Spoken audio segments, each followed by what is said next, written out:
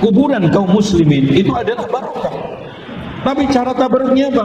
Bukan sekarang ini kita minta-minta kepada penghuni kubur, bukan sekarang kita ini iktikaf di situ, mohon-mohon dan melakukan berbagai macam aktivitas, tapi kita apa? Datang ziarah.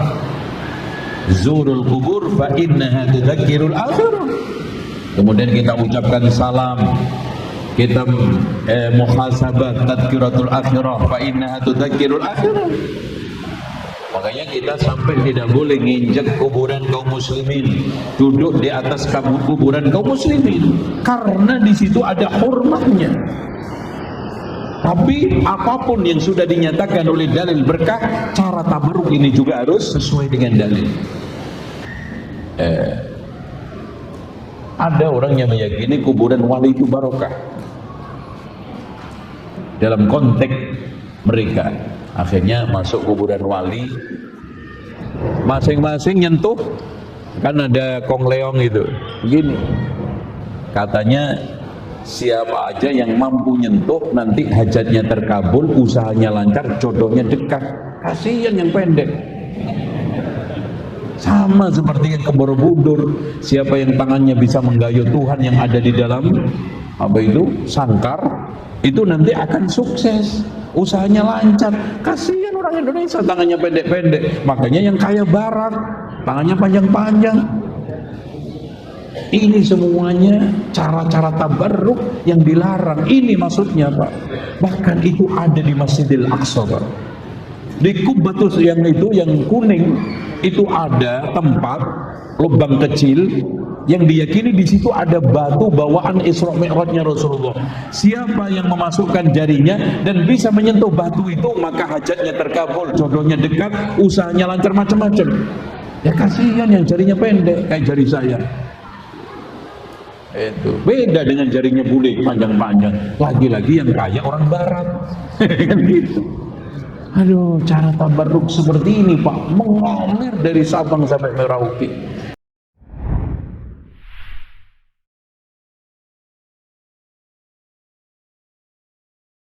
Man tabarruk. Tabarruk dari kalimat tabarraka yatabarraku, tabarrukan min aslil kalimah barakah.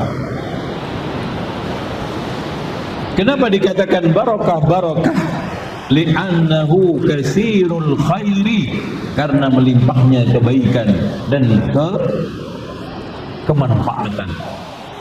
Makanya segala sesuatu yang banyak kebaikannya, banyak manfaatnya, itu namanya barakah. Contoh, ada orang punya uang 1 juta, tapi subhanallah anaknya tiga-tiganya ngikutin tahfidz, terus kemudiannya nurut, sekolahnya juga rajin, ya, dengan biaya 1 juta cukup itu. Bahkan sekolahnya lancar, TPA-nya lancar, tahfidznya juga lancar, cuma 1 juta, 1,5 juta. Dan bandingkan ada orang yang gajinya 15 juta Pak, anaknya nggak ada yang hafal Al-Quran, nggak barokah berarti.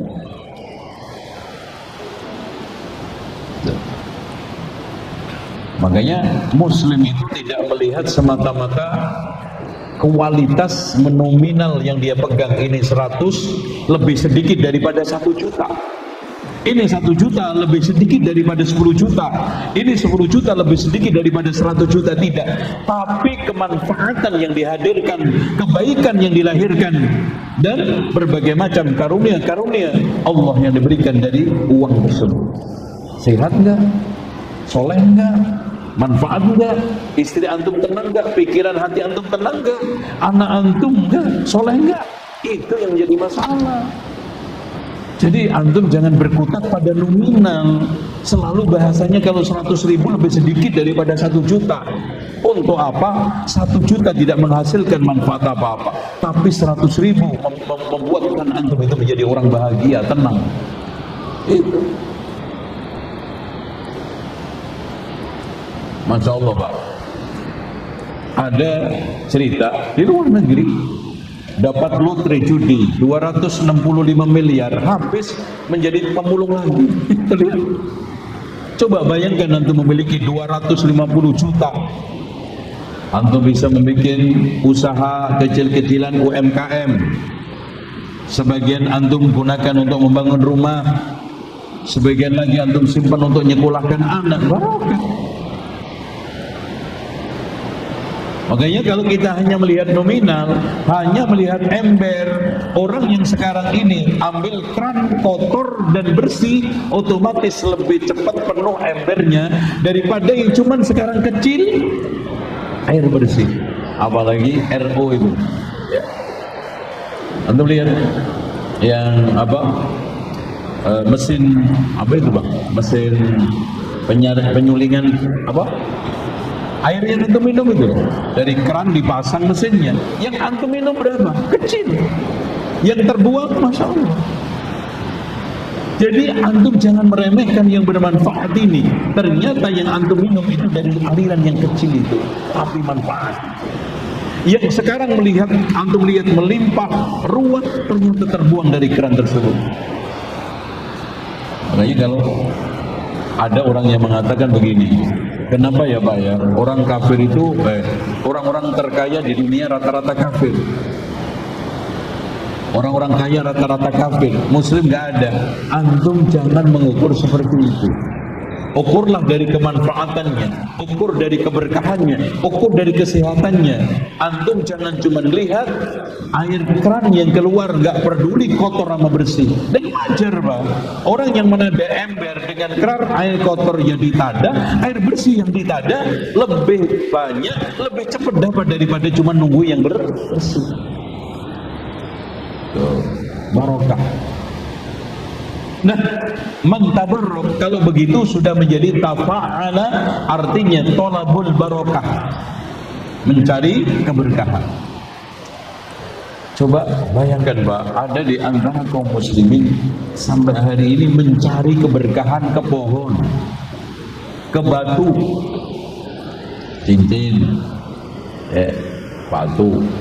Kadang-kadang masya Allah matanya digedein karena diyakini itu akan mendatangi keberkahan di rizkinya, keberkahan di dalam jabatannya. Ya, syajarah, batu, bahkan yang lainnya, wa nahwihima. Makanya dari sekalian ada satu kaidah tabarruk, ngalap berkah. Di dalam masalah tabarruk ngalap berkah, kita harus yakin sumber seluruh keberkahan adalah Allah. Makanya wa tabarakallahu ahsanul khaliqin. Wa tabarakallah berarti sumber seluruh keberkahan itu hanya Allah. Dengan demikian kita sampai pada kesimpulan, kita tidak boleh menyatakan suatu berkah tanpa pernyataan berkah dari Allah.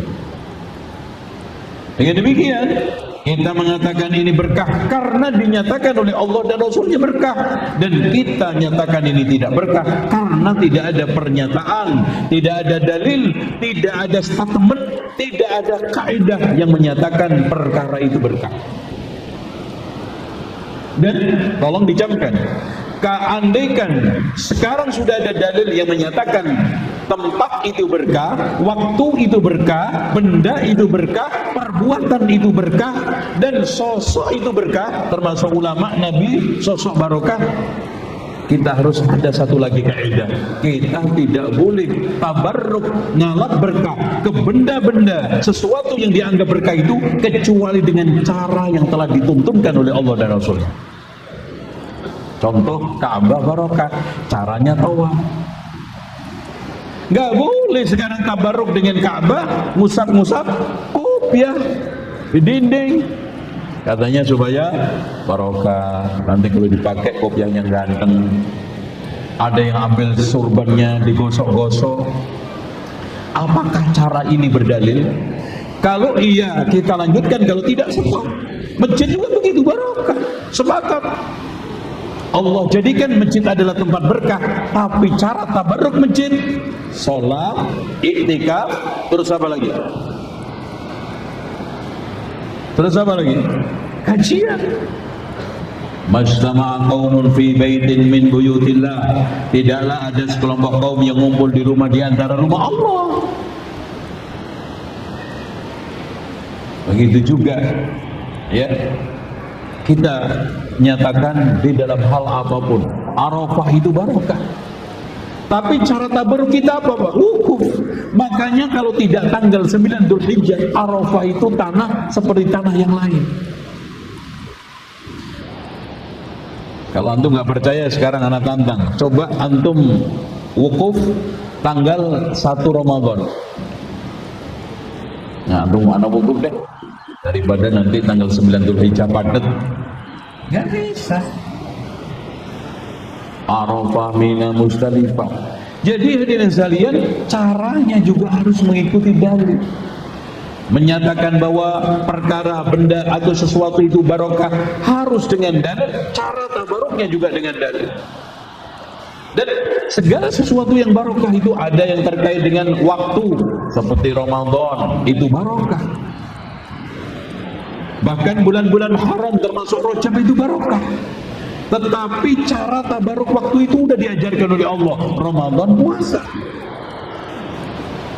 Itu tempat, ada Masjidil Haram, ada Masjid Nabawi, ada Masjidil Aqsa, barokah. Bahkan diunggulkan di seluruh masjid seluruh dunia. Tapi cara tabaruknya apa? Salatun fi masjidi hada, salat di masjidku ini. Salat. Masjidil Haram juga sholat, tawaf, ini Ka'bah, tawaf, Safa Marwah, sa'i. Itu cara tabarruknya.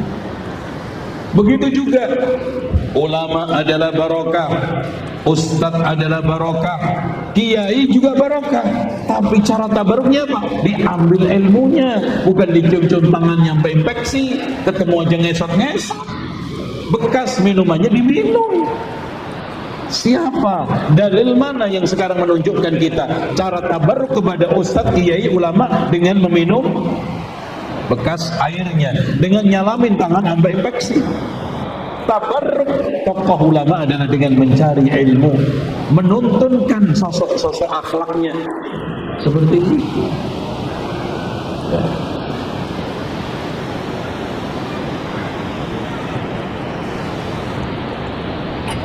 Contoh, Zam-Zam berkah. Caranya apa? Diminum. Ma'uz Zam-Zam lima syuriba lahu. Air Zam-Zam tergantung untuk apa diminumnya. Jangan disimpan di rumah segalon. Kalau ada rumah segalon Zam-Zam barokah, disimpan aja, nggak diminum-minum, nggak manfaat. Zam-Zam lama-lama juga rusak, namanya air. Cara tabaruknya diminum. Dan seterusnya. Terus apa lagi? Tempat, masjid. Bahkan ya ikhwah sekalian, kita nyatakan bahwa kuburan kaum muslimin itu adalah barokah. Tapi cara tabaruknya apa? Bukan sekarang ini kita minta-minta kepada penghuni kubur, bukan sekarang kita ini iktikaf di situ, mohon-mohon dan melakukan berbagai macam aktivitas, tapi kita apa? Datang ziarah. Zurul kubur fa innaha tudzakkirul akhirah. Kemudian kita ucapkan salam, kita muhasabah tadhkiratul akhirah fa innaha tudzakkirul akhirah. Makanya kita sampai tidak boleh nginjek kuburan kaum muslimin, duduk di atas kuburan kaum muslimin, karena di situ ada hormatnya. Tapi apapun yang sudah dinyatakan oleh dalil berkah, cara tabaruk ini juga harus sesuai dengan dalil. Contoh aja Pak, kita nggak ingkari pohon itu barokah. Caranya apa? Kita gunakan untuk berteduh, kita rawat untuk apa? Supaya oksigen terawat. Bukan sekarang disembah-sembah. Saya tanya sekarang, pohon ini mengandung kebaikan nggak? Barokah berarti. Cara kita mengambil barokahnya pohon apa? Kita tanam, kita manfaatkan apa? Oksigennya. Selesai. Yang kita pertanyakan, yang kita persoalkan, yang selalu kita jadikan sebagai bahan kajian adalah cara-cara untuk mengambil berkah. Barang-barang, benda-benda, sesuatu barokah itu sesuai dalil enggak? Amal, ada nggak yang berkah? Ada. Ya, amal soleh, takwa, iman, barokah. Sholat itu barokah. Cara sholat untuk mendatangkan keberkahan apa? Shallu kama ra'aitumuni usolli. Itu Pak. Dengan demikian, man tabarraka bi syajaratin aw hajarin aw nahwihima faqad asyraka, maka dia telah syirik. Kenapa? Karena dia telah menjadikan sumber berkah yang itu datang dari selain Allah, dan segala sesuatu yang kita nisbatkan kepada selain Allah yang itu hanya milik Allah adalah syirik. Bahkan dikatakan oleh Syekh Abdul Aziz Ibn Baz di dalam syarah kitab tauhidnya mengatakan termasuk syirkul akbar. Man tabarraka bi syajaratin aw hajarin wa nahwihima. Jadi clear, jadi kita nggak ada anti berkah, nggak ada anti wali, ya, nggak ada anti tabarruk. Bahkan tabarruk itu dianjurkan dengan cara kepada benda yang itu ada dalilnya bahwa berkah, dan dengan cara yang diajarkan oleh Allah dan Rasulnya untuk tabarruknya. Ka'bah barokah, dalilnya jelas, caranya tawaf. Air Zam-Zam barokah, dalilnya ada, caranya diminum. Masjid berkah, dalilnya ada, caranya apa? Sholat, tawaf, tahiyatul masjid. Gunakan untuk kajian. Bahkan Al-Quran ini adalah barokah. Mana Al-Quran? Al-Quran berkah nggak? Kitabun anzalnahu ilaika mubarakun liyadabbaru ayati. Allah telah tegaskan kitabun anzalnahu ilaika mubarak, sebuah kitab yang kami turunkan kepada Muhammad mengandung berkah. Caranya apa? Dicium-cium, digantungin di depan pintu, dipakai kalung. Ada yang pakai kalung Quran Istanbul buat maling supaya bisa hilang. Enggak, dibaca, dihafal, direnungkan, diimani, diamalkan. Itu dapat berkah. Makanya kadang-kadang ada orang nyium-nyium Quran untuk menghormati tabarruk kepada Quran, habis itu menginjak-injak isinya dengan melakukan kebid'ahan. Baca Yasin di Yasinan, baca Yasin di tahlilan, nginjak-injak itu. Karena kitabun anzalnahu ilaika mubarak, caranya apa? Dibaca, dihafal, direnungkan, diimani, diamalkan, gak ada lain.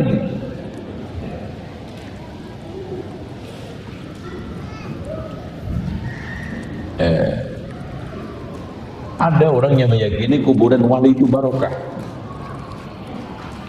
dalam konteks mereka.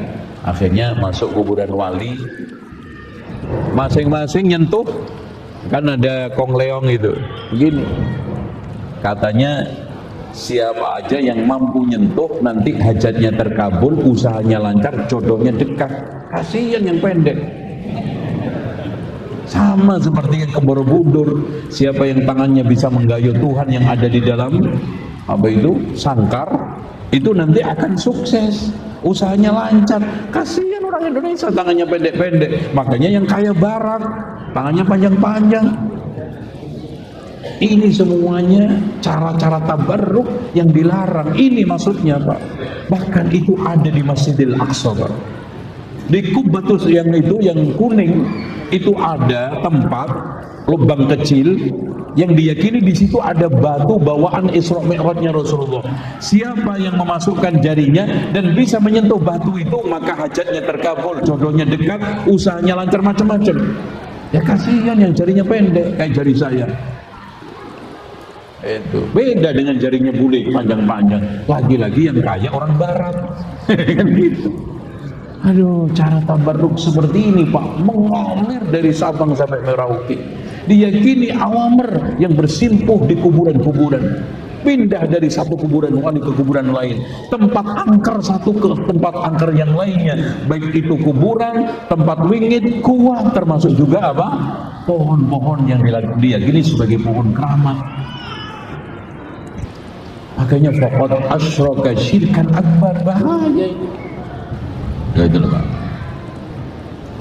Nah, ini dalilnya sekarang. Mulai kita baca. Wa qawlihi ta'ala.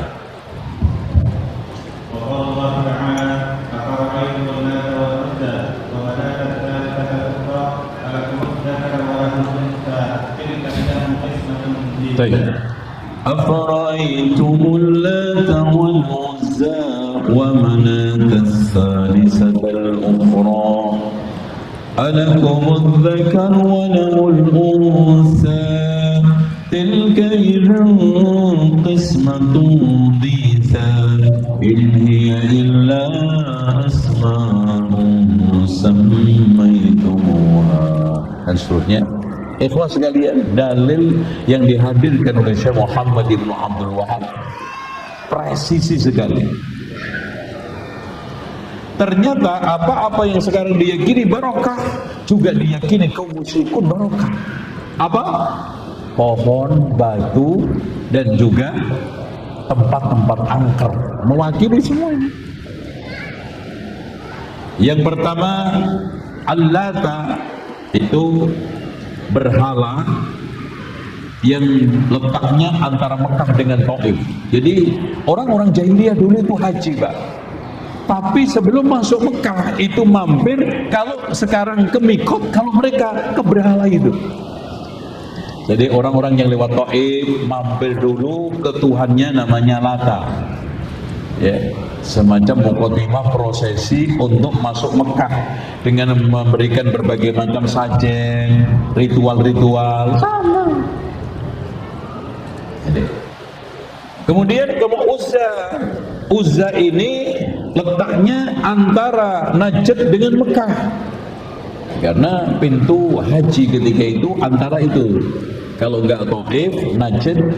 Kemudian yang ketiga, Manat, yaitu Tuhan yang letaknya di wadi Lembah Qadir yang banyak disembah orang-orang yang datang dari Madinah, Aus Khazraj sama Khuza'ah. Jadi mereka yang datang dari Madinah mampir dulu ke situ. Masya Allah. Dan Lata itu awalnya simpel, Pak. Dari kalimat Lata, yalutu, artinya orang yang menumbuk sawit. Makanan yang mirip kalau sekarang itu adonan kemudian dibakar atau dimasak. Dulu disuguhkan kepada orang-orang yang haji secara gratis.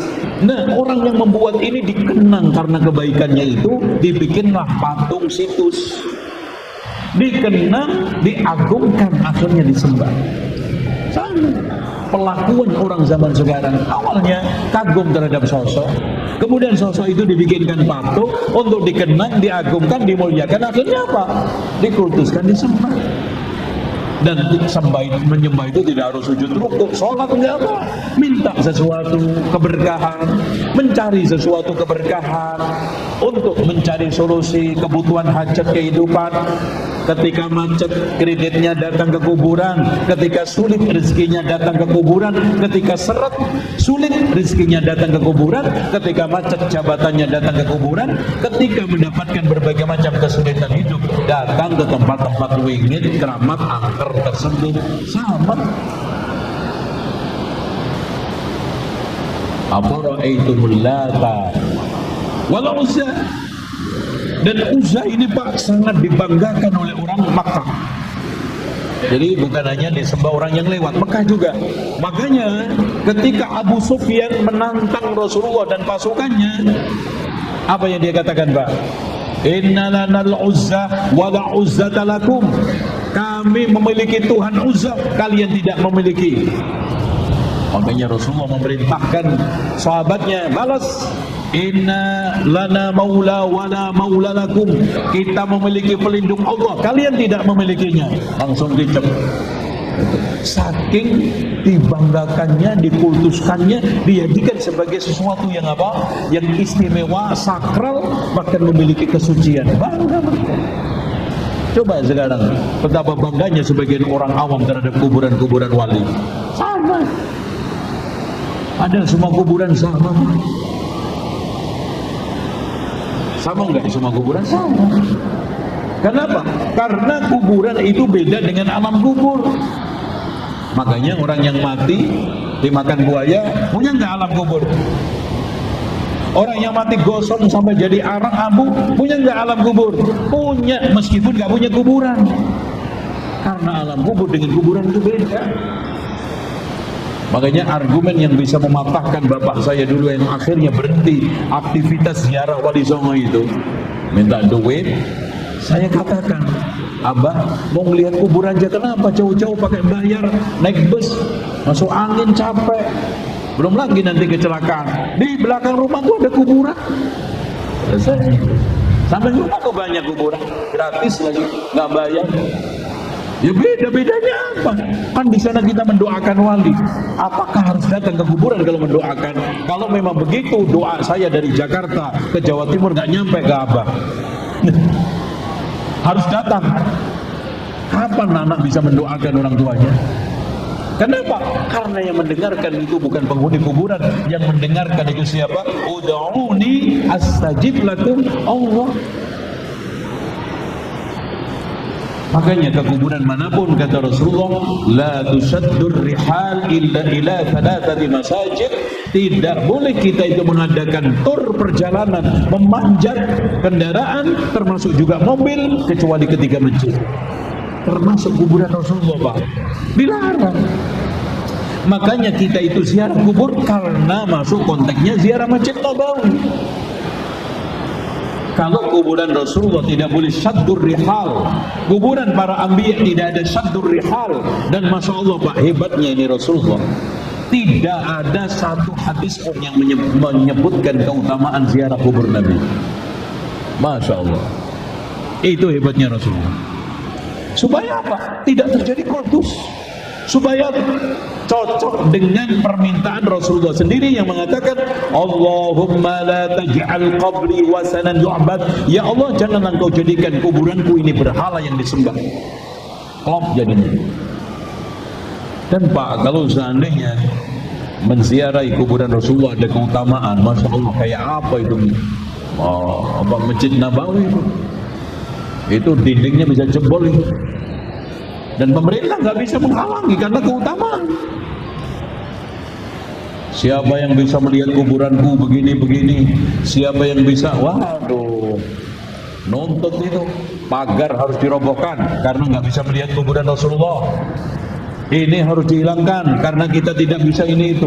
Alhamdulillah, nggak ada satupun kata Imam Ibnu Taimiyah, tidak ada satupun dalil, hadis, ayat secara spesifik yang menyebutkan keutamaan ziarah kuburan Nabi. Kalaupun ada antara dhaif dan palsu, di antaranya man hajja wa lam yazur qabri faqad jafani, barang siapa yang haji tidak menziarahi kuburanku maka dia telah menelantarkanku. Maudhu palsu. Alhamdulillah. Makanya pernah saya pertama kali